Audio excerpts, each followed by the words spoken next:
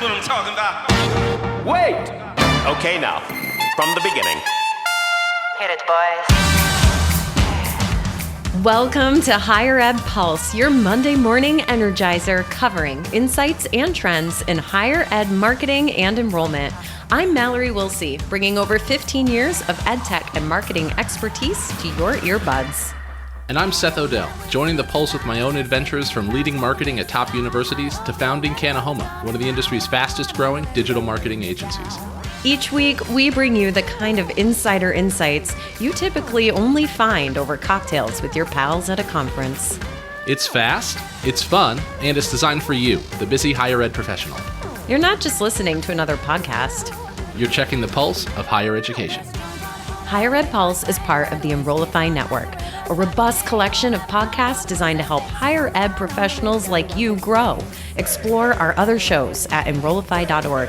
Enrollify is made possible by Element 451, the next generation AI student engagement platform, helping institutions create meaningful and personalized interactions with students. Learn more at element451.com.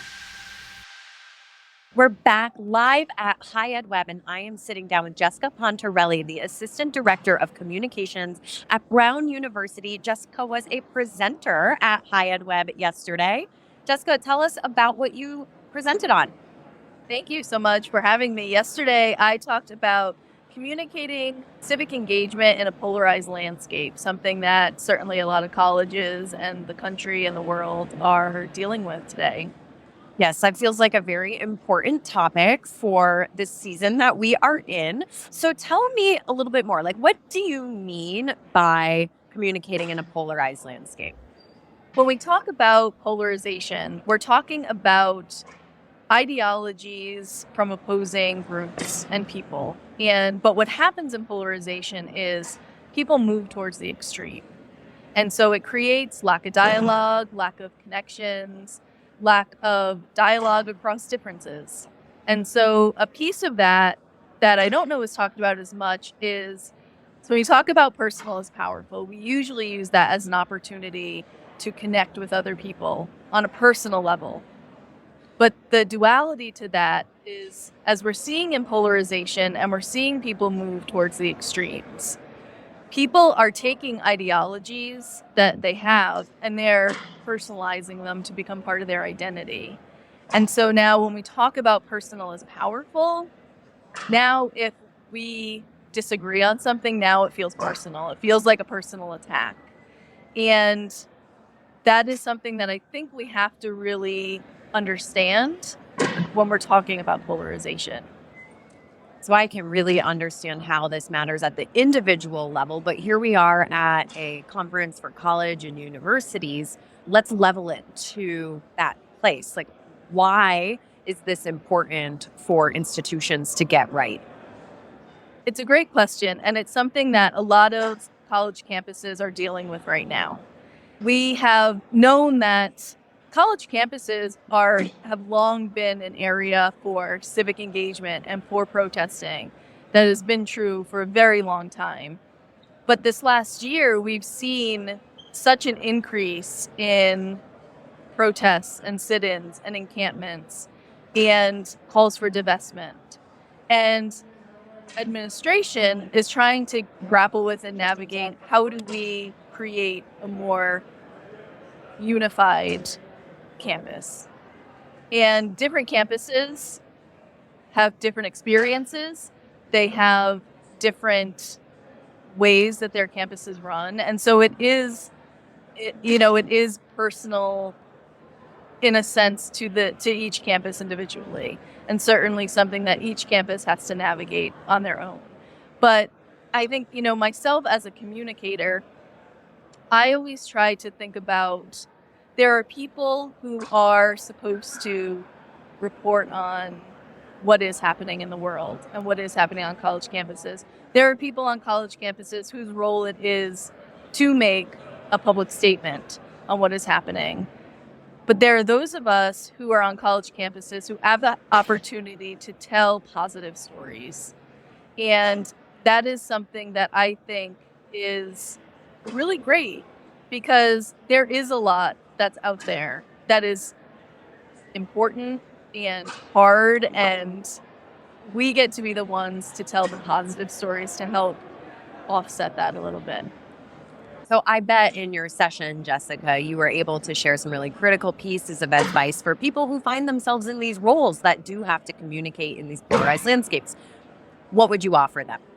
I think one thing I would offer, as I just mentioned, of telling the positive stories, because there it's called the good news effect, or it's called and even constructive journalism, which are call to action pieces, which may not be stories of puppies and cat videos, which I will always advocate for, but they're call to action pieces. They may be rooted in a difficult topic, but it's still imploring people to connect with others and to look at the world around you.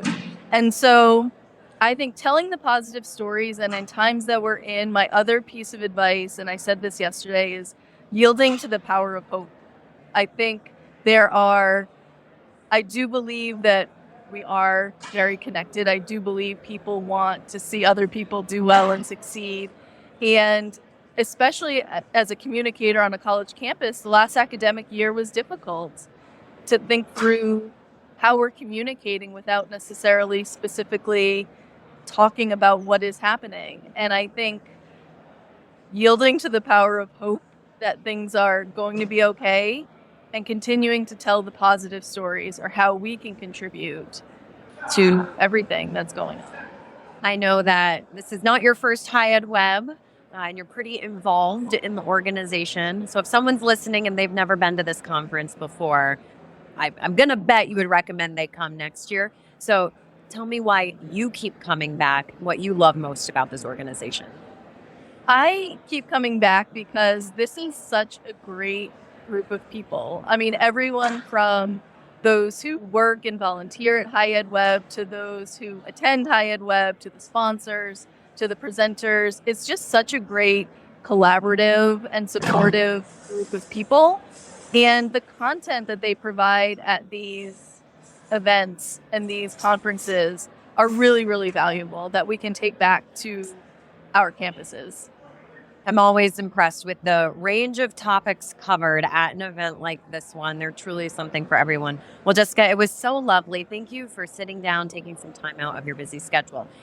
If folks listening want to find and connect with you to learn more about this topic, because maybe they weren't able to be here and sit in on your session, where can they find you?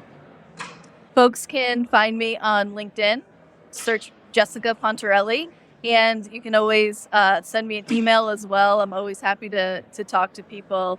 Jessica_Pontarelli at brown.edu. Thank you for having me. And with that, we'll catch you next time, listeners. Bye-bye.